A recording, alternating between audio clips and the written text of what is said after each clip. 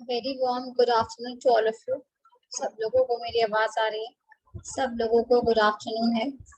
So this is the first day, first show, first class है आज Indian polity की।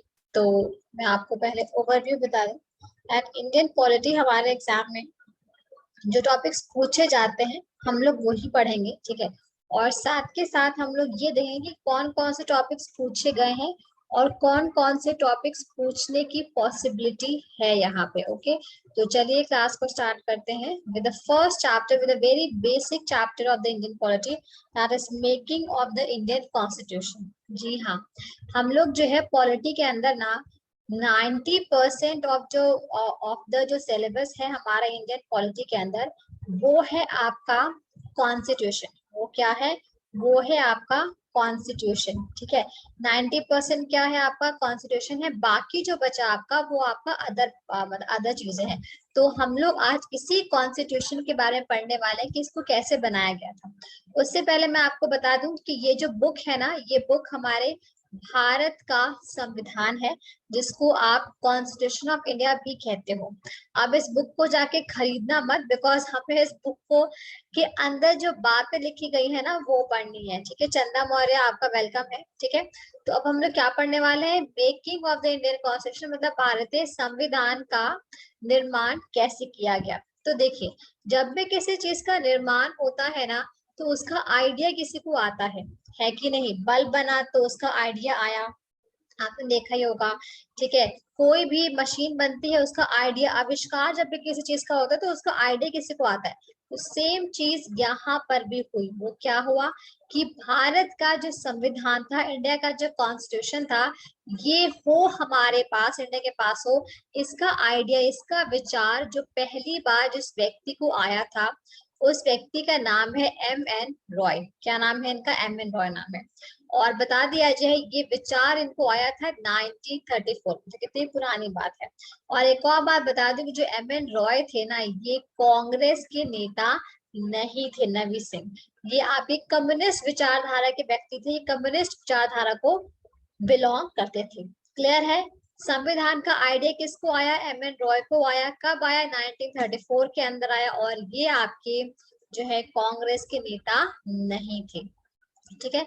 M.N. Roy का जो फुल फॉर्म है वो है मानवेंद्र नाथ रॉय, ठीक है। और आपको बता दिया जाए कि एग्जाम में ये पूछता है कि हु वाज द पर्सन जिन्होंने पहली बार कॉन्स्टिट्यूएंट असेंबली का जो है विचार सामने रखा।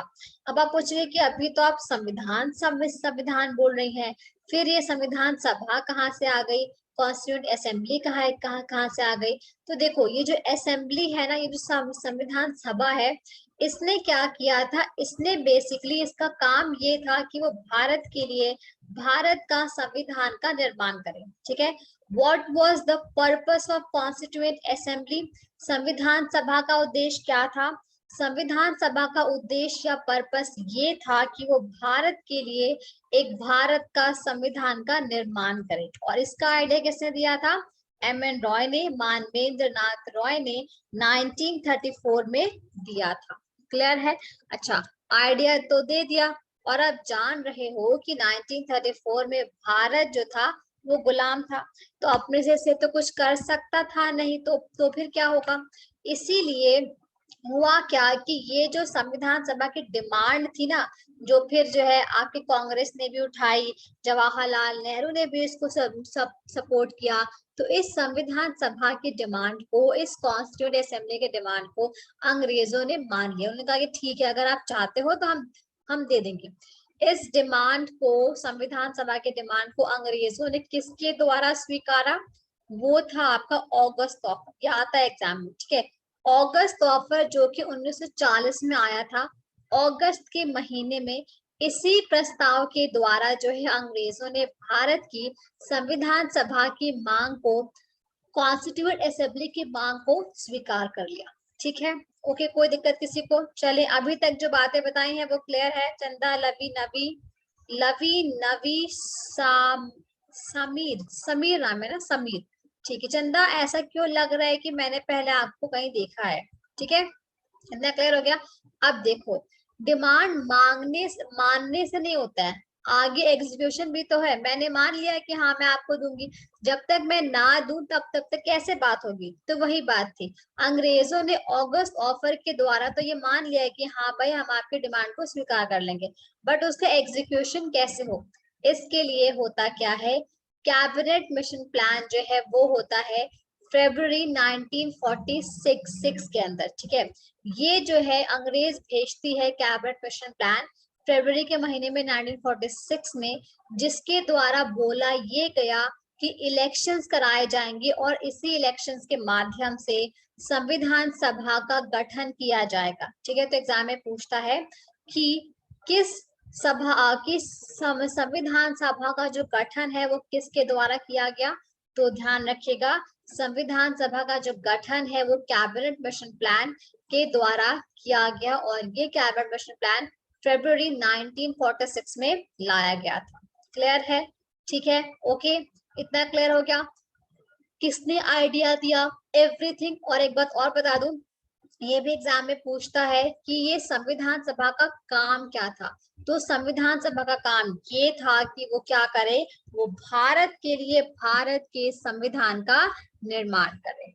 क्लियर है, कोई दिक्कत किसी को, चले आगे, कोई कुछ बोल नहीं रहा है, चलो ठीक है आगे बढ़ते हैं। ओके, तो आपने देखा कि हम लोगों ने संविधान सभा का विचार सामने रखा, हमारे विचार को मान भी लिया गया, इलेक्शंस भी करवा दिए गए।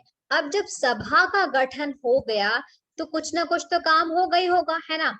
तो इसीलिए इस संविधान सभा दैट इज कॉन्स्टिट्यूएंट असेंबली की पहली मीटिंग जो है वो होती कब है, वो होती है 9 दिसंबर 1946 को, ठीक है। संविधान सभा की जो पहली मीटिंग होती है वो कब होती है, वो होती है 9 दिसंबर 1946 को नई दिल्ली में। और अगर अंदर जाके बताऊं तो नई दिल्ली के अंदर एक आपका संविधान हॉल है जिसको हम लोग कॉन्स्टिट्यूशन हॉल कहते हैं, जिसका अब नाम बदल के जो है central hall of the parliament कर दिया गया है। यहाँ पे पहली मीटिंग होती है कॉन्स्टिट्यूएंट असेंबली की। और एक बात बता दिया जाए कि इस मीटिंग में ना 211 लोगों ने पार्टिसिपेट किया था। आप बोलोगे इतने ज्यादा लोग, एक्चुअली ये लोग कम थे, क्योंकि इन 211 में से मुस्लिम लीग ने कॉन्स्टिट्यूएंट असेंबली की पहली बैच में पार्टिसिपेट नहीं किया था। क्यों नहीं किया था, बिकॉज मुस्लिम लीग ने बायकॉट कर दिया था। और साथ के साथ जो हमारे प्रिंसली स्टेट्स थे ना, उन्होंने भी इस मीटिंग को अटेंड नहीं किया था, ठीक है, ओके, क्लियर है इतना। आप देखो, उन्होंने अब अच्छा, मुस्लिम लीग ने बायकॉट क्यों किया, बिकॉज मुस्लिम लीग का बस एक ही मुद्दा था, हमें पाकिस्तान दो, दैट्स इट। उनको कोई मतलब नहीं था कि संविधान सभा क्या कर रही है क्या नहीं कर रही है, उनको तो बस पाकिस्तान से मतलब था। इसके साथ प्रिंसली स्टेट्स ये क्यों नहीं अटेंड किए, क्योंकि ये ना इंडिपेंडेंट थे, ये सब राजा महाराजा थे, तो इनको कोई मतलब ही नहीं कि देश है कि नहीं, उनको ये हम तो फ्री है, हमें जब कोई टेंशन नहीं तो हम क्यों टेंशन लें, हमारा जब कोई मतलब ही नहीं है तो हम क्यों इसमें इंटरफेयर करें। तो इसलिए पहली बैठक में मुस्लिम लीग ने बायकॉट कर दिया, और प्रिंसली स्टेट को मतलब ही था नहीं तो उन्होंने पार्टिसिपेट नहीं किया, इसलिए बहुत सारी सीटें जो इनको बिलोंग करती थी वो खाली रह गई। क्लियर है, ठीक है। किसी का कमेंट आया है, कोई मुझसे पूछता है, समीर कुमार पूछते हैं कैबिनेट मिशन का गठन का डेट क्या है। देखो डेट नहीं पूछता है, ये कैबिनेट मिशन प्लान जो है आया था, 3 लोग थे इस मिशन में, और आपने हिस्ट्री में पढ़ा भी होगा कैबिनेट मिशन प्लान बहुत इंपॉर्टेंट 1946 में आया था, उसको भेजा गया था। उसमें 3 इंपॉर्टेंट लोग थे, सर पैट्रिक लॉरेंस थे और 2 लोग और थे। ये क्या आपका हिस्ट्री का सवाल है। और इनका आने का जो टाइम था वो फेब का महीना था, फरवरी का महीना 1946 में। और इसी मिशन के द्वारा जो है देश में चुनाव कराए गए, चुनाव के बाद लोगों को चुना गया और फिर उनको संविधान सभा में रखा गया। क्लियर है, ठीक है। डेट नहीं पूछता है, महीना और साल पूछते हैं, बिकॉज इतना स्पेसिफिक नहीं है ना, बिकॉज उस टाइम जो है ऐसा कुछ तो था नहीं कि लैपटॉप था, कंप्यूटर था, हम लोग स्टोर कर लें, ठीक है। जो जो भी रिकॉर्ड थे वो हैंड रिटन हुआ करते थे, ठीक है। चलिए, इतना क्लियर है। पूछता है एग्जाम में, कैबिनेट कॉन्स्टिट्यूएंट असेंबली की पहली मीटिंग कहाँ पे हुई थी एंड कब हुई थी। तो यहाँ पे तो हम लोग के पास रिकॉर्ड है कि वो 9 दिसंबर 1946 को हुई थी। और पता है क्या, पहली मीटिंग में आप देख रहे हो जैसे कि 211 लोग हैं, तो ज्यादा लोग हैं, कम लोग तो है नहीं, तो इतने ज्यादा लोग को मैनेज कैसे किया जाए। इसके लिए ये बोला गया कि ठीक है हम लोग ये काम करेंगे, इस मीटिंग में ना एक प्रेसिडेंट को चुन लेंगे, हिंदी में कहते हैं अध्यक्ष को, बट वो जो अध्यक्ष होगा वो अस्थायी होगा, मतलब विल चूज इंटरिम प्रेसिडेंट, मतलब हम लोग क्या करेंगे, हम लोग एक टेम्परेरी प्रेसिडेंट, इंटरिम प्रेसिडेंट को चुन लेंगे। और इसके लिए जो है संविधान सभा के मेंबर्स ने फ्रांस की एक प्रथा है, उस प्रथा को फॉलो करते हुए डॉक्टर सच्चिदानंद सिन्हा को कॉन्स्टिट्यूएंट असेंबली का interim president that is temporary president that is अस्थायी अध्यक्ष के रूप में चुना। ठीक है, अब आप पूछेंगे कि ये फ्रेंच की क्या प्रैक्टिस थी, फ्रांस की क्या प्रथा थी। तो फ्रांस की प्रथा कहती थी कि मान लीजिए हमें किसी ग्रुप का के लीडर को चुनना है, तो आप एक काम करिए, उस ग्रुप में जो सबसे उम्र दराज, सबसे बुजुर्ग व्यक्ति है उसको आप क्या करिए, उसको आप सभा का जो है अध्यक्ष चुन उसको जो है आप सभा का अध्यक्ष चुन लीजिए। क्यों? बिकॉज जो बुजुर्ग आदमी होते हैं उसको उनके अगेंस्ट को जल्दी खड़ा नहीं होगा, रिस्पेक्ट वगैरह करते हैं ना लोग, इसलिए ये सब देखते हुए जो है फ्रांस की इस प्रथा का पालन किया गया। क्लियर है? तो एग्जाम में पूछता है कि संविधान सभा के अस्थायी अध्यक्ष कौन थे। ठीक है, क्या बात है। ओहो, समृद्ध जायसवाल, नमस्ते। बिल्कुल। ए फजल अली एम पनिकर कुंजरू, ये यहाँ कहाँ से आ गए? ये तो फजल अली आयोग है समृद्ध जायसवाल, कहाँ से कहाँ को ले आए हो? अभी तो संविधान सभा बेचारी बन ही रही है, आप तो जो है स्टेट को ले आए हो, राज्य पुनर्गठन आयोग जो भाषा के आधार पे हुआ था। ओके समृद्ध, चलिए आप आए हैं, बढ़िया है, बट टॉपिक तुम उधर से थोड़ा लाके पटक दिए हो। चलिए आगे बढ़े, ये याद रहेगा। नेक्स्ट आते हैं। तो ये कहानी थी 9 दिसंबर 1946 की। ठीक है, अब इसके 2 दिन बाद कितना होगा, 9 + 2 दैट इज 11। तो 11 दिसंबर 1946 को होता क्या है, इस दिन हमारी संविधान सभा ने अपने परमानेंट या फिर आप कह सकते हो स्थायी अध्यक्ष को चुना। और वो कौन थे, एग्जाम में पूछता है। तो वो हमारे थे स्थायी अध्यक्ष या आप कह सकते हो परमानेंट प्रेसिडेंट थे हमारे डॉक्टर राजेंद्र प्रसाद। इसके साथ ही संविधान सभा ने दो उपाध्यक्ष को भी चुना, जिसको हम लोग कहते हैं वाइस प्रेसिडेंट। वो कौन थे, इनका नाम है H.C. मुखर्जी, इनका फुल फॉर्म है हरेंद्र कुमार मुखर्जी, एंड दूसरे हैं V.T. कृष्णामाचारी। ठीक है, 2 लोग थे आपके वाइस प्रेसिडेंट, आपके 2 लोग उपाध्यक्ष थे, कौन कौन से, H.C. मुखर्जी और V.T. कृष्णामाचारी। इसके साथ ही हमारे संविधान सभा के संवैधानिक कानूनी सलाहकार भी चुने गए, मतलब हमारे संविधान सभा के कॉन्स्टिट्यूशनल लीगल एडवाइजर को भी चुना गया, और वो थे B.N. राव। B.N. राव का फुल फॉर्म है बेनेगल नरसिंह राव। क्लियर है? ये तीनों चारों लोगों का नाम इंपॉर्टेंट है। ठीक है, कोई दिक्कत किसी को? बिल्कुल, शिवा पंडित बिल्कुल हेलो है आपको भी। ठीक है, अब ये तो थी 11 की बात है। अब देखते हैं 13 को क्या हुआ, जस्ट 2 दिन बाद। और ये बड़ा ही ऐतिहासिक दिन है। 13 दिसंबर हमारे संविधान का एक बहुत ही महत्वपूर्ण दिन है। क्यों? बिकॉज 13 दिसंबर 1946 को जवाहरलाल नेहरू ने कॉन्स्टिट्यूएंट असेंबली में ऑब्जेक्टिव रेजोल्यूशन दैट इज उद्देश्य प्रस्ताव को पेश किया था। ये उद्देश्य प्रस्ताव कौन होता है, ये क्या होता है? उद्देश्य प्रस्ताव दैट इज ऑब्जेक्टिव रेजोल्यूशन कुछ नहीं होता है, बस ये एक डॉक्यूमेंट था। ये एक कहने के लिए तो डॉक्यूमेंट था, बट असल में ना ये जवाहरलाल नेहरू का सपना था। हम लोग भी सपना देखते हैं ना, हमारी जॉब लगेगी तो हम ये करेंगे, हम वो करेंगे, तो वैसे ही पंडित जवाहरलाल नेहरू ने भी सपना देखा था कि जब मेरा देश आजाद हो जाएगा तो मेरे देश में ये होगा, वो होगा, ऐसा वैसा। ठीक है, तो वही सपना जो है पंडित जवाहरलाल नेहरू का था। उन्होंने ये देखा था कि मेरे भारत में ये सब बातें होंगी। ठीक है, तो उसी को हम लोग कहते हैं ऑब्जेक्टिव रेजोल्यूशन दैट इज उद्देश्य प्रस्ताव। क्लियर है? ये कब पेश किया गया था? 13 दिसंबर 1946 को। किसने पेश किया था? जवाहरलाल नेहरू ने। और एक बात और बता दूं, ये जो उद्देश्य प्रस्ताव है, ऑब्जेक्टिव रेजोल्यूशन है, इसके ऊपर ही हमारी प्रस्तावना, दैट इज हमारा प्रियम्बल बेस्ड, इसके ऊपर ही हमारी प्रस्तावना, दैट इज हमारा जो प्रियम्बल है वो बेस्ड है। क्लियर है? कुछ पूछना है तो बताइए, नहीं पूछना है तो मैं आगे जाती हूँ। ठीक है, अहाना सिन्हा, अहाना सिंह, गुड आफ्टरनून। बिल्कुल गुड आफ्टरनून। चलिए आगे बढ़ते। एनी डाउट किसी को? बहुत ही प्यार से, बहुत ही आराम आराम से मैं आपको पढ़ा रही हूँ। ठीक है,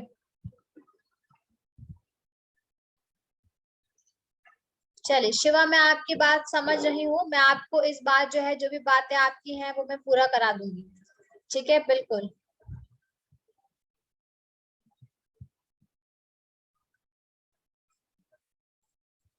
ठीक है, टेंशन मत लो, सब हो जाएगा।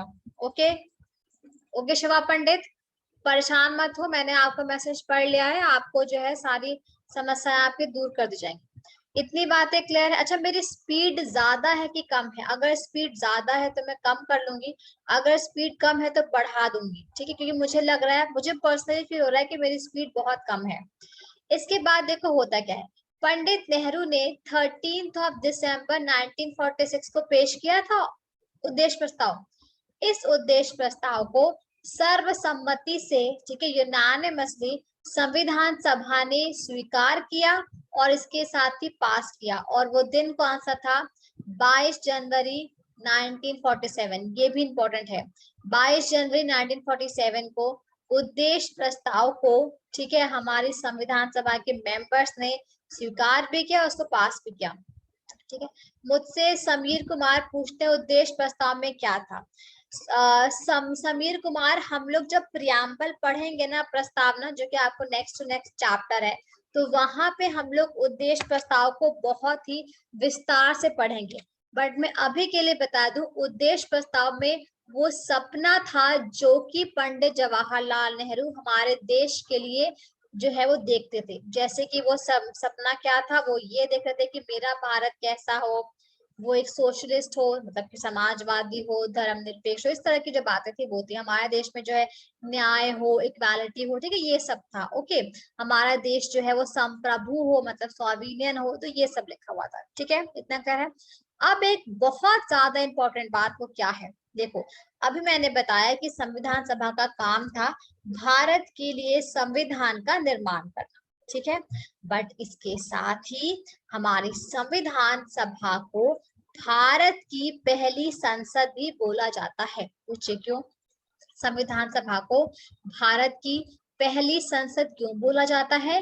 बिकॉज संविधान सभा के पास एक नहीं, दो दो काम थे। वो दो दो काम कैसे थे? पहला काम ये था कि वो भारत के लिए संविधान का निर्माण करे। दूसरा काम ये था कि वो क्या करे? वो जो है कानून भी बनाए। बिकॉज संसद का काम क्या होता है? संसद का काम होता है कानून बनाना।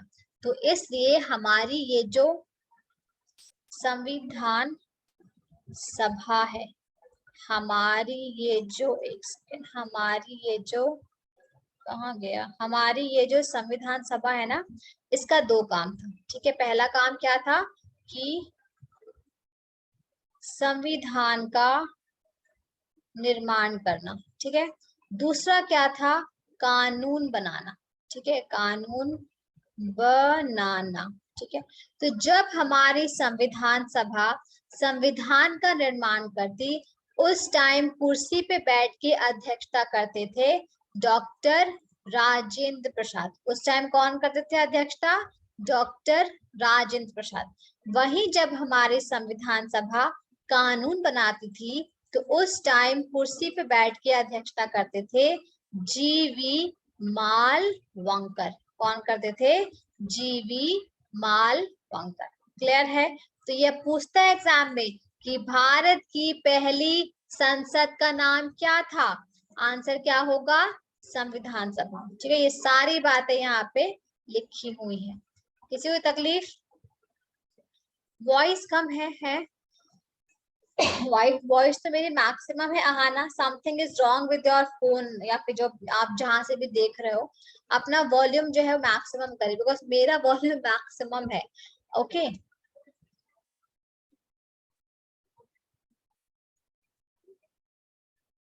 चलो, शिवा पंडित, अच्छा शिवा पंडित मुझसे सवाल पूछ रहे हैं। शिवा, आप ना क्लास के बाद, मैं आपके सवाल को देख रही हूँ, सिंस आपका जो सवाल है वो टॉपिक से बाहर का है, ठीक है, तो मैं आपका जो है सवाल बता दूंगी, बट मेरे साथ आप जुड़े रहना क्लास के बाद। ओके, मैं आपके डाउट्स को क्लियर कर दूंगी, बिकॉज अभी अगर मैं पढ़ाने लगूंगी तो मेरा टॉपिक जो है वो मिस हो जाएगा, और बाकी जो बच्चे बैठे हैं वो बेचारे कंफ्यूज हो जाएंगे, ठीक है, इसलिए परेशान मत हो। मैं क्लास के बाद आपको स्पेशली बुला के जो है आपके सारे डाउट्स को क्लियर कर दूंगी, ठीक है, जस्ट बी कनेक्टेड।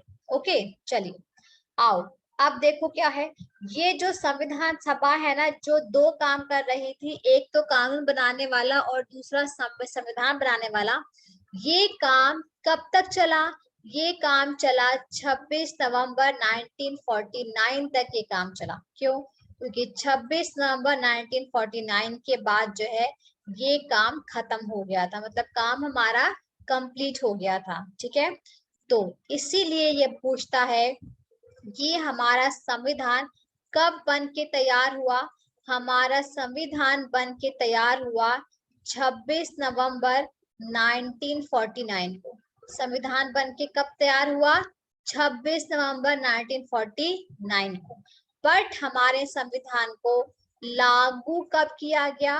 हमारे संविधान को लागू किया गया 26 जनवरी 1950 को। ऐसा क्यों किया गया? क्योंकि देखिए, हुआ क्या था, हमारे संविधान को बनने में 2 साल 11 महीने और 18 दिन का टाइम लगा था। इसके साथ ही पैसे लगे थे 64 लाख। और हमारे संविधान को बनने के लिए संविधान निर्माताओं ने 60 कंट्रीज के संविधान से हेल्प ली थी, उसको पढ़ा वढ़ा था, ठीक है, ये सब था। इसके साथ ही जब हमारा संविधान बन के तैयार हो गया तो लोगों ने बोला कि देखिए संविधान बनके तैयार हो गया है, चलिए जो है इसको लागू कर देते हैं। फिर पंडित जवाहरलाल नेहरू आते हैं हीरो की तरह और कहते हैं कि नहीं, संविधान भले बन के तैयार हो गया है, बट ये 26 नवंबर 1949 को लागू नहीं किया जाएगा। तो बाकी लोग कहते हैं क्यों पंडित जी, संविधान बनने में 2 साल से ज्यादा का टाइम लग गया, उसके बाद जब बन के तैयार हो गया है तो आप इसको डिले कर रहे हैं, ऐसा क्यों? तो पंडित जवाहरलाल नेहरू कहते हैं तुम भूल गए वो दिन, तुम भूल गए वो दिन जब हमारे इंडियन नेशनल कांग्रेस ने 1929 में लाहौर के अधिवेशन में पूर्ण स्वराज को जो है पास किया था, और बोला था कि आज के बाद से पूर्ण Swaraj, that is complete independence, हमारा नारा जो है वो रहेगा। और इसी चीज को और वेरीफाई करने के लिए और हिस्टोरिक करने के लिए ये प्लान किया गया था कि अगले साल, दैट इज 1930 में, जो जनवरी का महीना होगा उसका जो आखिरी संडे होगा, उस संडे के दिन हम लोग पूर्ण Swaraj day, complete independence day के रूप में मनाएंगे और झंडा फहराएंगे, ठीक है, ये प्लान किया गया था। बट हुआ क्या कि 26 जनवरी का वो दिन था जब ये डेट पड़ी थी, और ये दिन जो है हर साल complete independence day, that is पूर्ण स्वराज दिवस के रूप में मनाया जाने लगा। तो पंडित नेहरू कहते हैं कि अरे इतना हिस्टोरिक डे है, तुम उसकी इंपॉर्टेंस को कैसे भूल गए? तो इसीलिए क्या होता है कि पंडित जवाहरलाल नेहरू के कहने पर जो संविधान सभा के लोग हैं वो कहते हैं ठीक है, हम लोग अपने संविधान को लागू करेंगे 26 जनवरी 1950 को। इसीलिए 26 जनवरी 1950 को हम लोग रिपब्लिक डे के रूप में मनाते हैं, दैट इज गणतंत्र दिवस के रूप में मनाते हैं। और वही 26 नवंबर 1949 को हम लोग कॉन्स्टिट्यूशन डे, दैट इज संविधान दिवस के रूप में मनाते हैं, ठीक है। 26 नवंबर 1949 को हम लोग संविधान दिवस, दैट इज कॉन्स्टिट्यूशन डे के रूप में मनाते हैं। क्लियर है? ठीक है। आहाना पूछती है 26 नवंबर 1949, ठीक है मैम, संविधान की किस लैंग्वेज में लिखा गया है? आहाना, संविधान एक नहीं, दो भाषाओं में लिखा गया है, ठीक है। एक है हिंदी और दूसरा है इंग्लिश। और पता है क्या, हिंदी की राइटिंग किसी और व्यक्ति की है और इंग्लिश की हैंडराइटिंग किसी और व्यक्ति की है। आगे जाके मैं उनका नाम भी बताऊंगी क्योंकि इंपॉर्टेंट है। इतनी बातें क्लियर है? हाँ, उसके बाद जो है हमने संविधान को कई और भाषा में ट्रांसलेट कर दिया, बट इनिशियली ओरिजिनली वो सिर्फ दो ही भाषा में था। अब तो अनेक भाषाओं में आ चुका है। ठीक है, ये सारी बातें यहाँ पे लिखी हुई है। नेक्स्ट आते हैं, ये सब भी जो मैंने बताया वो सब यहाँ पे लिखा हुआ है। ठीक है, ओके, चले आगे। मैं कुछ क्वेश्चन भी कराऊंगी आप लोगों को, किसी कोई तकलीफ है तो बताए। ठीक है, ये सब बातें मैंने यहाँ बता दी। अच्छा, बट एक बात सुनो, हमारा संविधान लागू हुआ कब? 26 जनवरी 1950 को। बट पता है क्या आपको? पता है कि जब देश आजाद हुआ था तो बड़ी सारी समस्याएं भी आ गई थी साथ में। पूछे कैसे? भारत के दो टुकड़े हो गए थे। एक साइड पाकिस्तान बन गया, एक साइड क्या बन गया? ईस्ट पाकिस्तान, पता ही होगा। और क्या हुआ? कुछ लोग पाकिस्तान से इंडिया में आ रहे हैं, कुछ लोग इंडिया से पाकिस्तान में जा रहे हैं। पलायन हो रहा था, माइग्रेशन। इसके साथ दंगे भी हुए थे, काफी लोग मारे भी गए थे। तो इन्हीं सब समस्याओं को लेकर जो है हमारा देश बड़ा ही परेशान था। इसीलिए कुछ ऐसे मुद्दे जो बड़े ही संवेदनशील थे, जो बड़े ही सेंसिटिव थे और बड़े ही इंपॉर्टेंट थे, उन सारे मुद्दों को हम लोगों ने 26 नवंबर 1949 को ही लागू कर दिया। वो मुद्दे कौन थे? जैसे कि सिटीजनशिप, दैट इज नागरिकता, जैसे कि प्रोविंशियल पार्लियामेंट, ठीक है, मतलब हमारा जो जो नागरिकता है, पार्लियामेंट है, इलेक्शन है। ठीक है, तो इन सारों को हमने 26 नवंबर 1949 को ही लागू कर दिया, बिकॉज ये सारे इंपॉर्टेंट मुद्दे थे। और बाकी सबको हमने जो है 26 जनवरी को है क्या है वो किया, क्या बोलते हैं, आपका लागू किया। क्लियर है? ठीक है, अब देखो ये सारी बातें पढ़ते हैं, ये एग्जाम में पूछता है। ठीक है, अरे शिवा पंडित, शिवा पंडित कहते आप उत्तर दीजिए मेरे प्रश्न का अभी। अरे शिवा बाबा, अभी क्लास का टॉपिक कुछ और है, मैंने प्रॉमिस किया है ना, मैं बता दूंगी। काहे परेशान हो रहे हो?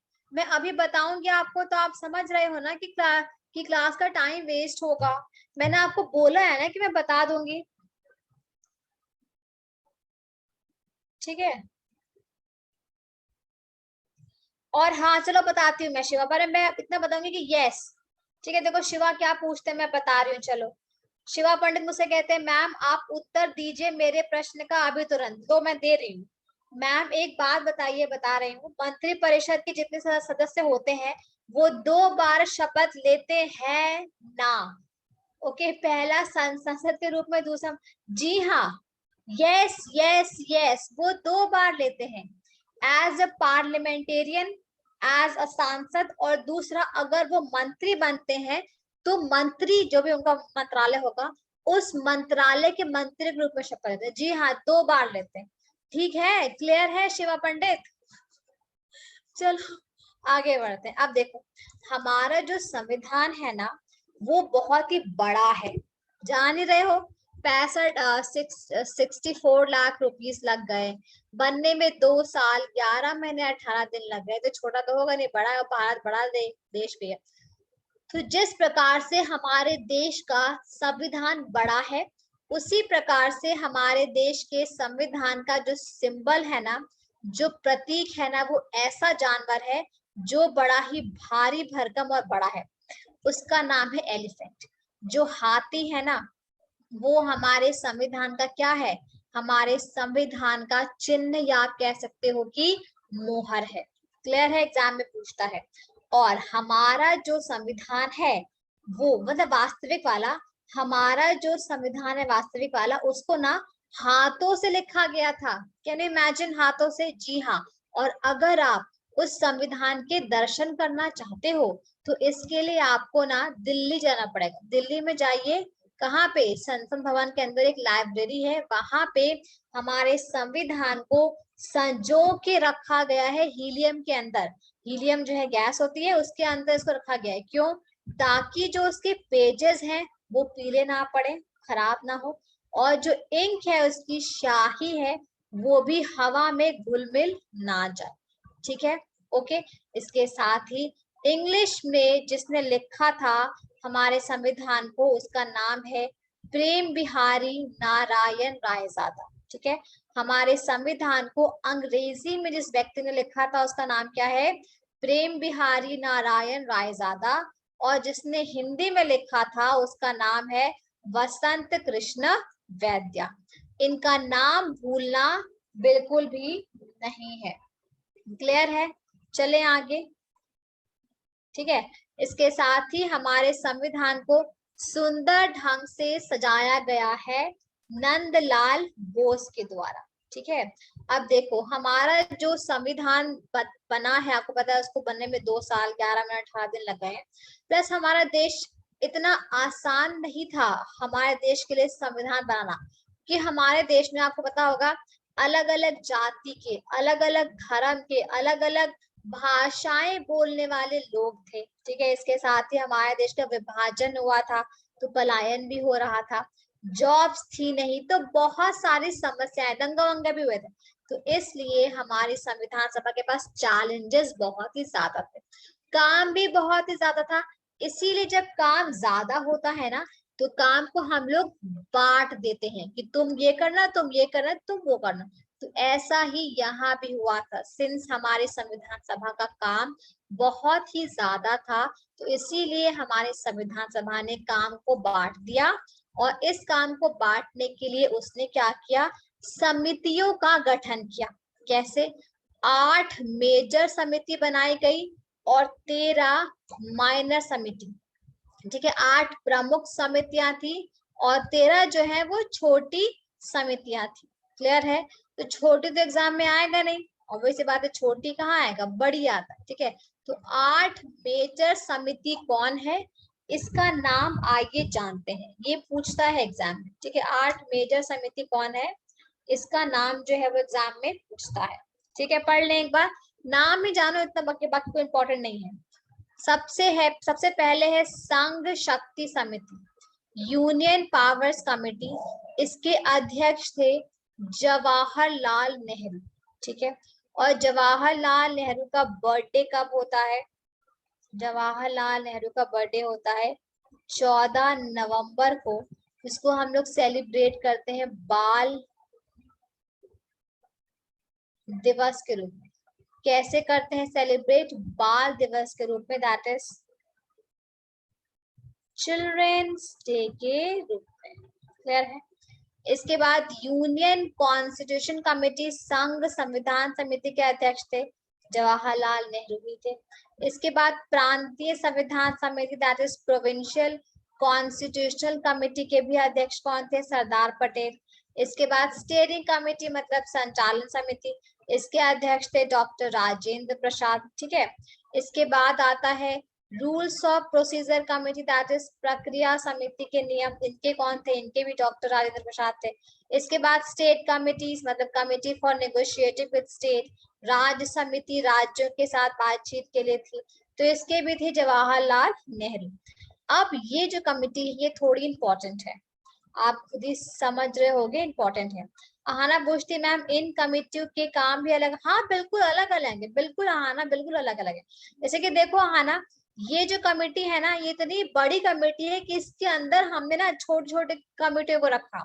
ठीक है। तो ये कमेटी क्या करती है? ये एडवाइस करती है। ठीक है। ये सलाह देती है। ठीक है। किसके ऊपर? मौलिक अधिकारों के ऊपर। जो माइनॉरिटी है हमारे देश में, भाषा के आधार पे माइनॉरिटी भी है और धर्म के आधार पे भी है उनको, और जो जनजातीय वाले जो इलाके हैं उनके जो है उनके ऊपर जो है इसको कमेटी को बनाया गया था, जो कि सलाहकार की भूमिका निभाती थी। ठीक है। तो इस कमेटी के अंदर भी कुछ उप समितियां थी, या फिर आप कह सकते हो इस कमेटी के अंदर सब कमिटीज थी। ठीक है। वो कौन थी? फंडामेंटल राइट सब कमिटी, मौलिक अधिकार उप समिति, इसके अध्यक्ष कौन थे? इसके अध्यक्ष थे जेबी कृपलानी। नाम ध्यान रखिएगा, ये इंपॉर्टेंट है, एसएससी में बहुत बार पूछा हुआ है, पेपर उठा के देख लेना, ये रहा, ये इंपॉर्टेंट है। इसके बाद दूसरा था माइनॉरिटी सब कमिटी। ठीक है। जो अल्पसंख्यक नहीं होते उनकी उप समिति के अध्यक्ष कौन थे? एच.सी. मुखर्जी। इसके बाद उत्तर पूर्व सीमांत जनजातीय क्षेत्र और असम बहिष्कृत और आंशिक रूप से बहिष्कृत क्षेत्र उप समिति, मतलब जो हमारे वो इलाके नहीं है आपके नॉर्थ ईस्ट वाले, आसाम के आगे वाले, उनकी उनके थे गोपीनाथ बारदलोई। और पता है क्या, गोपीनाथ बारदलोई आगे जाके आसाम के सीएम भी बने थे। और इतना ही नहीं, जो गुवाहाटी है ना, गुवाहाटी, गुवाहाटी का जो एयरपोर्ट है ना, वो गोपीनाथ बारदलोई के ही नाम पे है। ठीक है, ओके। इसके साथ जो तीसरी सब कमेटी थी वो थी बहिष्कृत और आंशिक रूप से बहिष्कृत क्षेत्र, मतलब excluded and partially excluded areas, जिसमें कि आसाम के अलावा। ये थे आपके एवी ठक्कर। ओके, एवी ठक्कर जो है वो इसके अध्यक्ष थे।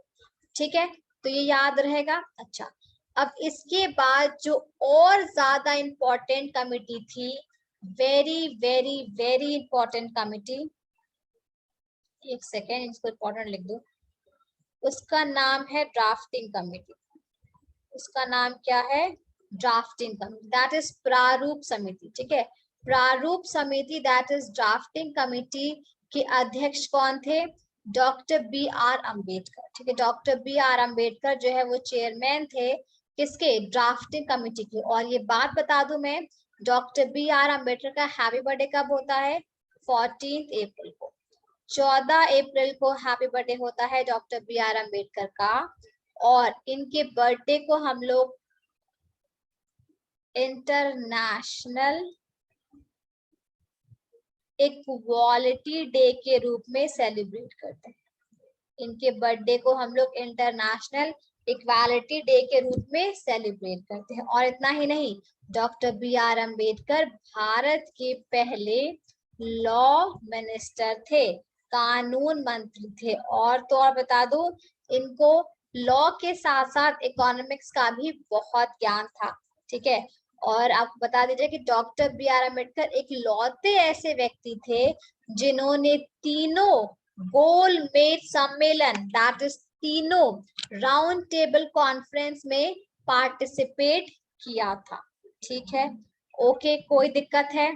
ठीक है, चले आगे। और हाँ, डॉक्टर बी आर अम्बेडकर को father of the Indian constitution भी कहते हैं। क्या कहते हैं? Father of the Indian constitution भी कहते हैं डॉक्टर बी आर अम्बेडकर। चले, कोई दिक्कत है? चले। इसके बाद ड्राफ्टिंग कमेटी के सदस्य कौन थे बाबा? ये भी पूछता है, ये भी इंपॉर्टेंट है। ठीक है, वो थे आपके एन गोपाल, पहला का नाम है एन गोपाला स्वामी आयंगिरी, मोहम्मद सादुल्ला, अलादी कृष्ण स्वामी अय्यर, के एम मुंशी। ठीक है, इसके साथ ही बी एल मित्तल भी थे, बट उनकी तबीयत खराब हो गई थी तो उनकी जगह एन माधव राव को रखा गया था। डॉक्टर डी पी खेतान थे, बट इनकी डेथ हो गई थी 1948 में, तो इनकी जगह हमने टी टी कृष्णामाचार्य को रखा था। ठीक है, तो ये आप लोग को जानना है। शिव पंडित कहते हैं कि मैम एक बात बताइए, संविधान तो सबने मिलकर बनाया था, तो बी आर को ही क्यों निर्माता कहा जाता है? देखो, संविधान से सबने मिलकर बनाया था, ये बात बिल्कुल करेक्ट है, बट ये जो ड्राफ्टिंग कमेटी है ना, इसने ड्राफ्ट किया था, प्रारूप जो है वो दिया था। सबने बोला कि ये करिए ये करिए, वो डिस्कशन वगैरह किया, बट उन सारी बातों को एक जगह इकट्ठा करके लेके आना, उसको एक पेपर में लिखना कि हाँ आर्टिकल 14 ये है, आर्टिकल 17 ये है, आर्टिकल 15 ये है, उसमें जिसने काम किया, जो योगदान दिया, ओके, वो किया था डॉक्टर बी आर अम्बेडकर ने। बाकी सबने किया, बिल्कुल सही बात है, बट लिखना, देखो बोलना आसान होता है पर लिखने में हालत खराब हो जाती है। तो वही लिखने का काम करना, सबकी बातों को सुनना, उसमें से इंपॉर्टेंट पॉइंट्स को निकालना, निष्कर्ष पे पहुंचना, और फाइनली जो है कंपाइल करना संविधान को, वो काम जो है डॉक्टर बी आर अम्बेडकर ने किया था। इसीलिए इनको पिताजी कहते हैं, जनक कहते हैं भारतीय संविधान को। ठीक है, बिल्कुल। आहाना कह रही बाबा साहब महान है, बिल्कुल महान है। ठीक है, चलें, कोई दिक्कत है? ओके, चलिए। अब देखो, ये भी ना एक बार पूछा हुआ है एग्जाम में, एसएससी के एग्जाम में, कि ड्राफ्टिंग कमेटी दैट इज, कहीं कहीं हिंदी में प्रारूप समिति कहते हैं, कहीं कहीं मौसदा कहते हैं। तो प्रारूप समिति आप कह सकते हो, मौसदा समिति। इसका गठन कब किया गया था? तो इसका गठन 29 अगस्त 1947 को किया गया था। ये पूछता है एग्जाम में, ठीक है। आवाज रुक रुक के आ रही है, कैसे आ रही है? Something is wrong with the connection. Shiv Pandit कहते हैं इंटरनेशनल इक्वालिटी डे का कॉन्सेप्ट फिर समझाइए। चलो समझाती हूँ शिव। कॉन्सेप्ट कुछ है ही नहीं। देखो, डॉक्टर बी आर अम्बेडकर का हैप्पी बर्थडे कब है? डॉक्टर बी आर अम्बेडकर का हैप्पी बर्थडे है 14 अप्रैल को। तो जो यूएनओ है ना, यूनाइटेड नेशन ऑर्गेनाइजेशन, उसने बोला कि वो जो है डॉक्टर बी आर अम्बेडकर से बहुत ज्यादा इंस्पायर्ड है। क्यों? कि डॉक्टर बी आर अम्बेडकर जो है वो दलित समाज को बिलोंग करते थे। दलित समाज वो होता है जिसको वैदिक काल का जो 4 सिस्टम है मतलब वर्णा वाला, सबसे ऊपर आपके होते थे ब्राह्मण, फिर क्षत्रिय, फिर आपके वैश्य और लास्ट में शूद्र। उनमें से ना चारों कैटेगरीज में नहीं रखा गया था, दलित को बाहर निकाल दिया गया था और दलित को अनटचेबल बोला जाता था। डिप्रेस क्लास कहते हैं, हरिजन कहते हैं, ठीक है। डॉक्टर बी आर अम्बेडकर इसी कैटेगरी को बिलोंग करते थे। उन्होंने बहुत ही ज्यादा जो है इनइक्वालिटी देखी थी, पक्षपात देखा था अपने स्कूल टाइम में बचपन से। तो इसीलिए उन्होंने जो है बहुत ज्यादा काम किया था जो लोअर क्लास के लोग हैं, जो डिप्रेस क्लास के लोग हैं, ठीक है, जो दलित हैं, उनको ऊपर उठाने के लिए। तो उनका काम इतना अच्छा था कि पूरी दुनिया उनकी फैन हो गई थी।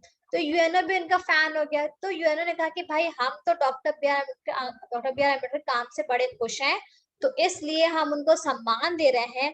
और ये सम्मान देने के लिए 2016 से हर साल 14 अप्रैल को अंतरराष्ट्रीय समानता दिवस, that is international equality day के रूप में सेलिब्रेट किया जाने लगा। जी हाँ, बिल्कुल अहाना। हरिजन इसलिए महात्मा गांधी ने बोला था क्योंकि महात्मा गांधी भी ना अच्छे वर्ड। हरि का मतलब जानते हैं भगवान विष्णु, ठीक है। हरि के जन मतलब भगवान के जन, भगवान के फ्रेंड्स कह लो, ठीक है। तो इसलिए जो है ये टर्म मतलब रिस्पेक्टफुल टर्म है। हरिजन खराब टर्म नहीं है, अच्छा टर्म है। हरि हम नहीं कहते, हरि भगवान का नाम है ना।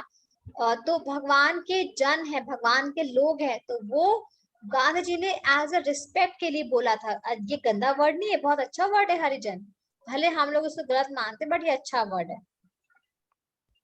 चलिए, क्या बात है, अति उत्तम, बहुत बढ़िया। समृद्ध जायसवाल, ए समृद्ध पढ़ रहे हो कि वो कर रहे हो? चलो, अब ये कुछ बातें करते हैं फिर हम लोग क्वेश्चन करेंगे, ठीक है। कुछ बातें जो एग्जाम में पूछता है।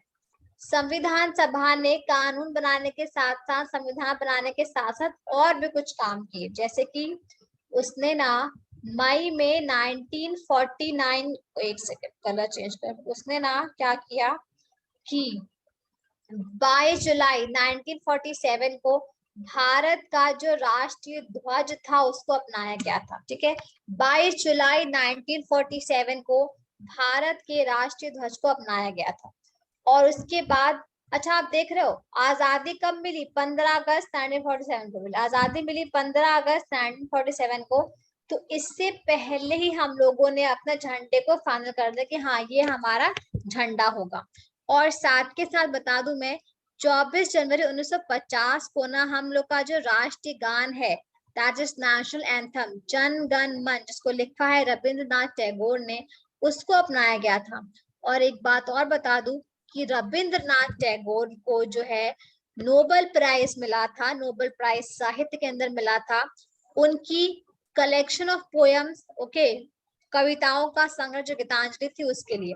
और साथ के साथ रविंद्रनाथ टैगोर ऐसे व्यक्ति हैं जिन्होंने 2 देशों के राष्ट्रीय गान को लिखा है, एक है भारत और दूसरा है बांग्लादेश। बांग्लादेश का जो राष्ट्रीय गान है वो है अमार सोनार बंगाल, ठीक है। इसके साथ ही 24 जनवरी 1950 को राष्ट्रीय गीत को भी अपनाया गया था। भारत का राष्ट्रीय गीत क्या है? भारत का राष्ट्रीय गीत है वंदे मातरम, ठीक है। जिसको किसने लिखा था? बंकिम चंद्र चट्टोपाध्याय बोलिए या चैटर्जी बोलिए, बात तो एक ही है। इसके साथ ही 24 जनवरी 1950 को डॉक्टर राजेंद्र प्रसाद को भारत के पहले राष्ट्रपति के रूप में चुन लिया गया था। क्लियर है? अब मैं आपके सामने कुछ क्वेश्चन लेकर आ रही हूँ, फटाफट इसका जवाब दिया जाए। सारे क्वेश्चन एसएससी के प्रीवियस ईयर से लिए हुए हैं, जाके चेक कर लेना। चलिए, क्वेश्चन लिखा हुआ है, जो बातें बच गई हैं वो मैं क्वेश्चन के माध्यम से बता दूंगी। किसी को तकलीफ है तो पूछे, अगर कोई डाउट है तो या तो चैट बॉक्स में टाइप कर दे, अगर नहीं टाइप कर पा रहा है तो मैं उसको अनम्यूट कर दूंगी, वो मुझसे आवाज में भी पूछ सकता है। चलिए, संविधान सभा की मांग भारतीय राष्ट्रीय कांग्रेस द्वारा 1936 में आयोजित अपने अधिवेशन में रखी गई थी। देखो, संविधान सभा की मांग का जो कॉन्सेप्ट था वो लेकर आए थे एम.एन. राव 1934 में, बट इंडियन नेशनल कांग्रेस, भारतीय राष्ट्रीय कांग्रेस ने 1936 में जो है इनका अधिवेशन हुआ था लखनऊ में, वहां पे इस डिमांड को रखा था। ठीक है, तो इसका आंसर क्या होगा? लखनऊ। बिल्कुल समीर, वेरी गुड। चलिए, हाँ, ये क्वेश्चन करिए। राष्ट्रीय ध्वज के डिजाइन को भारत की संविधान सभा द्वारा कब अपनाया गया था? The design of the national flag was adopted by the Constituent Assembly of India in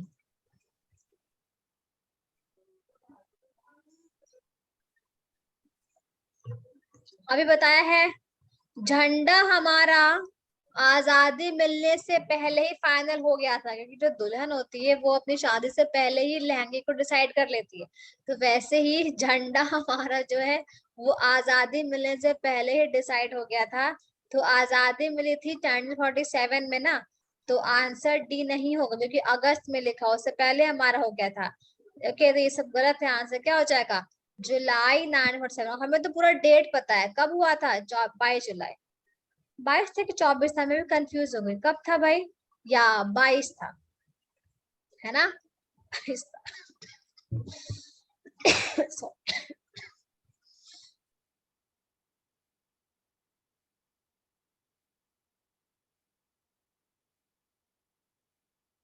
चलिए, हाँ 22 था। अरे वह अभिराज भी आ गया है, क्या बात है। ये समृद्ध जो तुम लिखे हो हिंदी वाला, इतना अच्छी हिंदी नहीं है मेरी, हिंदी में लिखा है डिजिट। चलिए आगे बढ़ते हैं, आओ चलो इसको करो।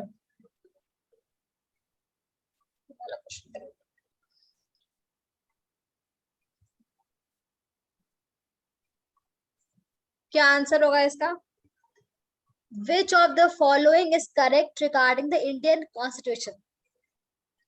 भारतीय संविधान के संबंध में निम्नलिखित में से कौन सा कथन सही है?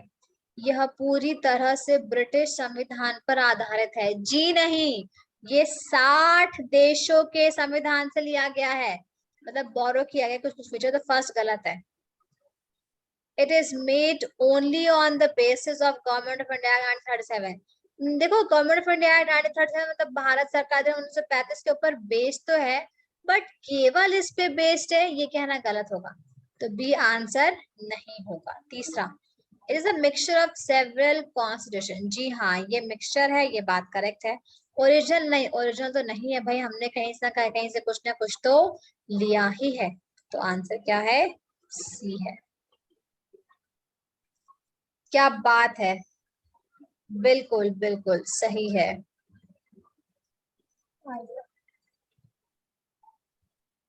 करिए,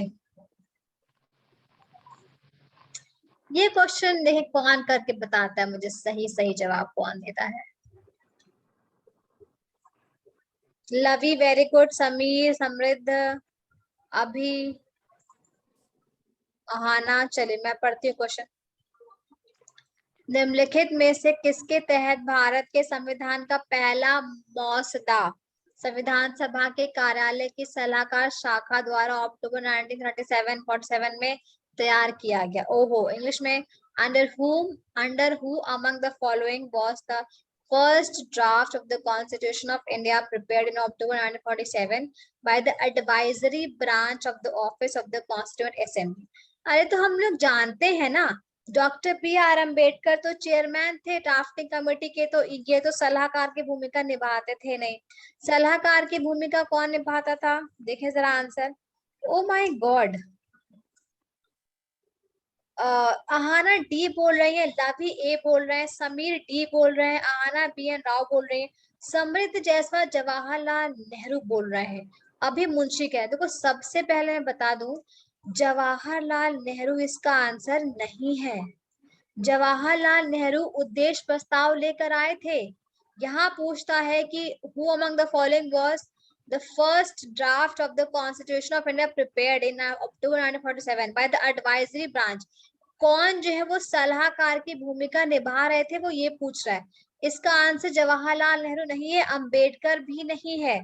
ठीक है, अब कंफ्यूजन है कि के एम मुंशी है कि बी एन राव है। तो देखो बी एन राव हमारे संवैधानिक सलाहकार थे, वो सलाह दे रहे थे। ठीक है, तो इसका आंसर जो है बी एन राव ही होगा, के एम मुंशी नहीं है। के एम मुंशी एक लॉयर थे, के एम मुंशी एक लॉयर थे जो गुजरात के लॉयर थे, मतलब गुजरात जो है वहां पे लॉ प्रैक्टिस क्या करते थे। मैंने स्टार्टिंग में देखो यहाँ बताया हुआ है, अभी मैंने ये सब क्वेश्चन जो मैं पूछ रही हूँ ना, ये मैंने कराया हुआ है। देखो यहाँ मैंने, देखो कॉन्स्टिट्यूशनल लीगल एडवाइजर कौन है, बी एन राव। संवैधानिक कानूनी सलाहकार कौन है, बी एन राव। तो सेम जो है यहाँ क्वेश्चन भी पूछा गया है, बट हल्का सा घुमा के पूछा गया है। ठीक है, ओके सॉरी सॉरी, ठीक है ओके, मेरा गला जो है थोड़ा बैठ गया है।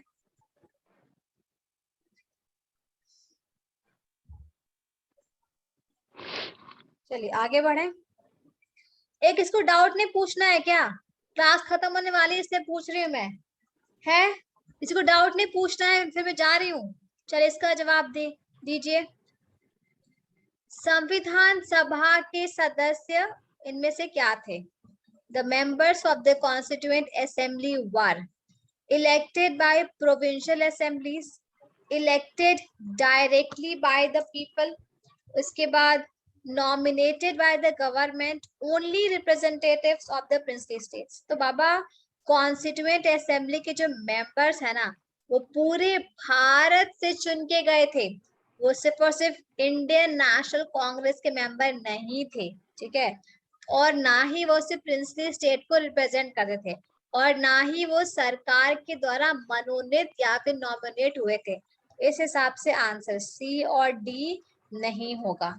और ना ही इनको जो है डायरेक्टली जनता के द्वारा चुना गया था, इनको जो है प्रोविंशियल असेंबलीज जो हमारी थी, प्रांतीय विधानसभाएं थी, उनके द्वारा चुना गया था। क्लियर है, चलिए आगे बढ़ते। क्वेश्चन अच्छा क्वेश्चन था।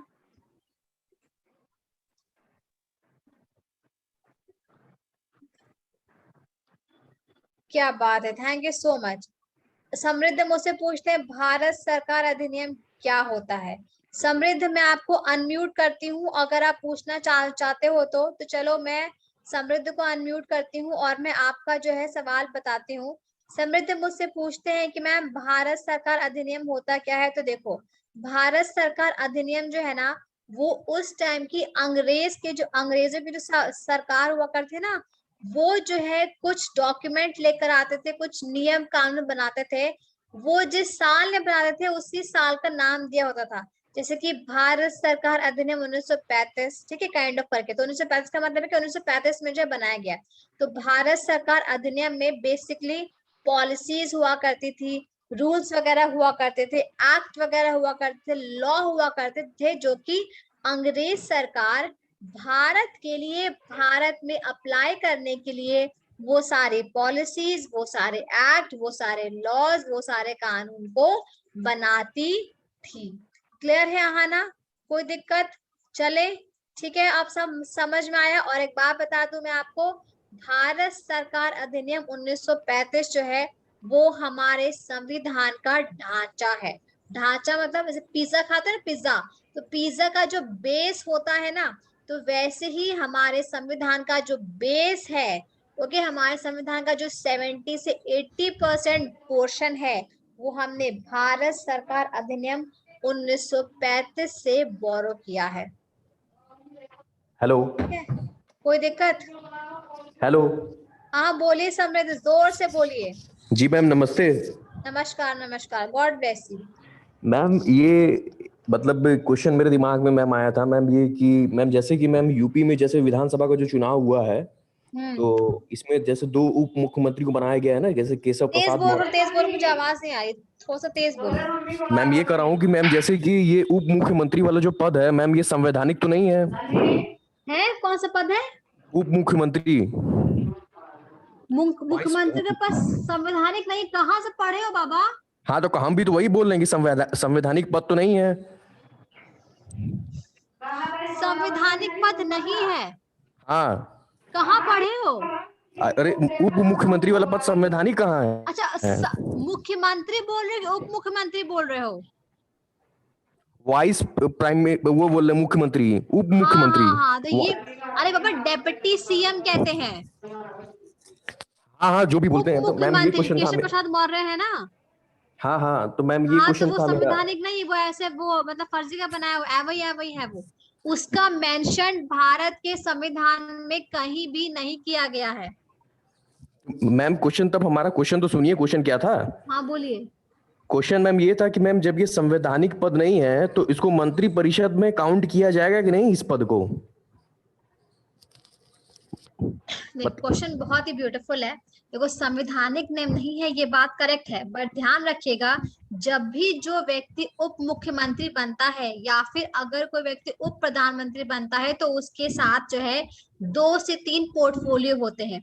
मान लीजिए कि कोई व्यक्ति जो है आपका उप मुख्यमंत्री है, तो उसको उसके साथ कोई मंत्रालय भी दिया गया होगा, तो इसलिए वो व्यक्ति जो है उस मंत्रालय का मंत्री होगा, तो वो आपका मंत्रिपरिषद के अंदर काउंट किया जाएगा।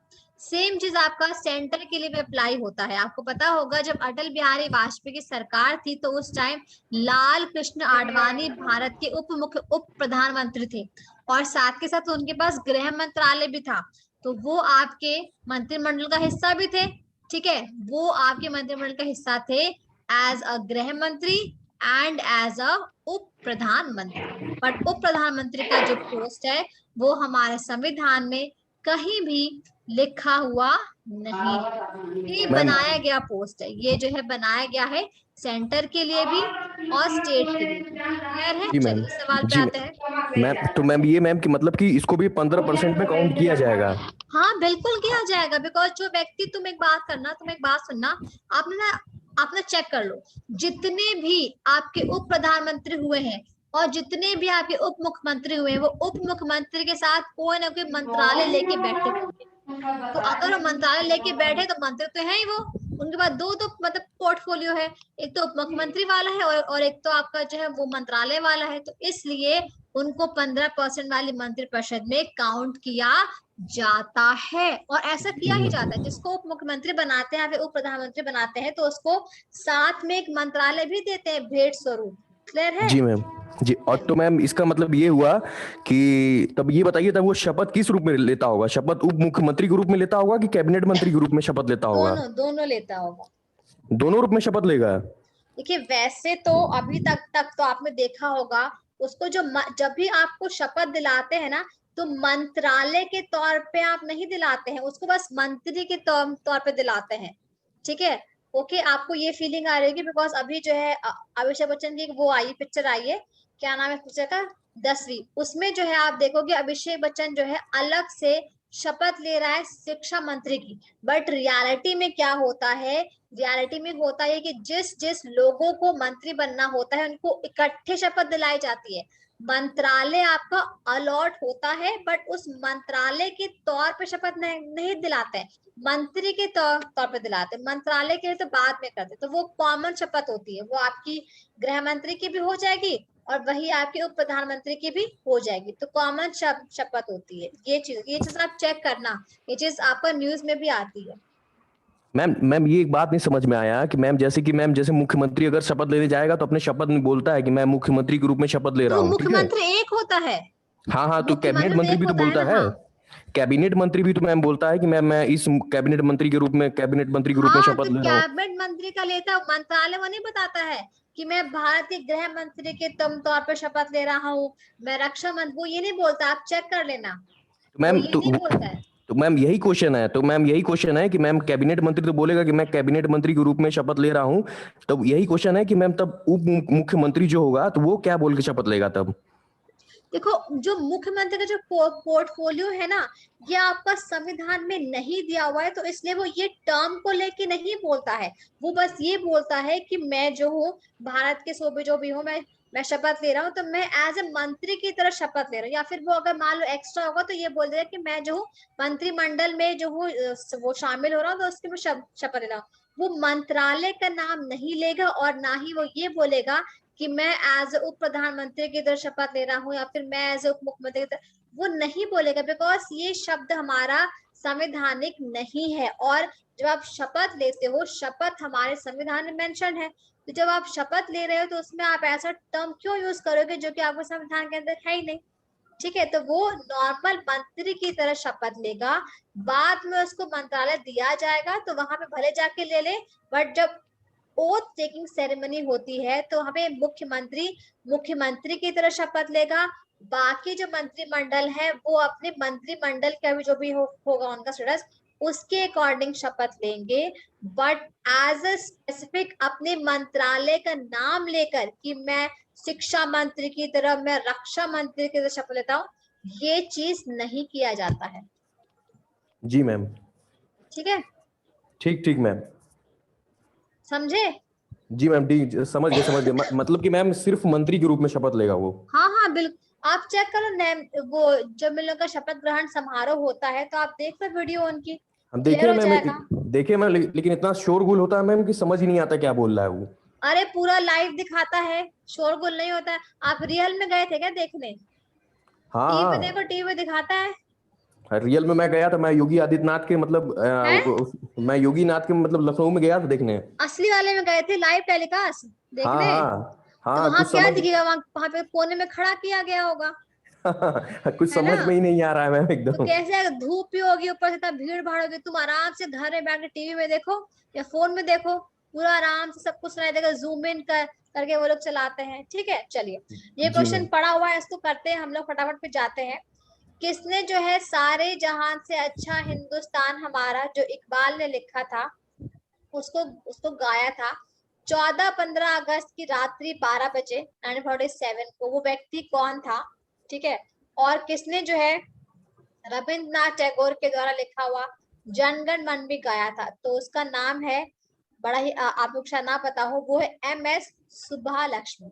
MS सुब्बालक्ष्मी वो औरत थी, वो व्यक्ति थी मतलब, जिन्होंने 14 की रात्रि 12 बजे और 15 की भोर जो था सुबह का 12 बजे, मतलब 12 बजे रात वाला, 14-15 का मिडनाइट को जो है राष्ट्रीय गान हमारा जनगण मन एंड हमारा सारे जहां से अच्छा जो है वो गाया था, वो थी MS सुब्बालक्ष्मी। क्लियर है? बाकी सवाल मैं आपको भेज दूंगी, अपना कर लेना। तो आज के लिए इतना ही, मिलते हैं नेक्स्ट क्लास में, बाकी जो बातें हैं उनको डिस्कस करेंगे। किसी कोई डाउट है तो बताएं, मैं अब जाती हूँ। नवी सिंह, अभिराज, अहाना, चंदा, लवी, समृद्ध, समीर, वेदांत। ए शिवा पंडित कहाँ गया? बड़ा परेशान था शिवा पंडित। चलिए ठीक है, कोई बात नहीं, चलते हैं, bye bye and take care.